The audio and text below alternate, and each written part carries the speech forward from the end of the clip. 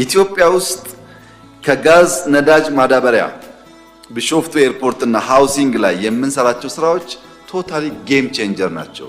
በኢትዮጵያ ታስበው ማያቁም ተሞክረው ማያቁም። 30 ቢሊዮን ዶላር የሚያስብ መንግስት ኖሮን አያውቅም። ይሄ ጌም ቼንጀር ነው። ሚሊየንስ ኦፍ ዩዝ ስራ ያገኛሉ፣ ስራ ይፈጥራል። በከፍተኛ ደረጃ ምርታማነት ይጨምራል። የማዳበሪያና ጥናቱ ከተሳካ የኢትዮጵያ ፕሮዳክቲቪቲ ቢያንስ በእጥፍ ያድጋል። ቢያንስ ምክንያቱም የኛ ማዳበሪያ ዩዜጅ በጣም አነስተኛ ነው። 80 ኪሎ የሚጠቀሙ ሀገራት አሉ ፐር ሄክታር፣ እኛ 10 ነው የምንጠቀመው።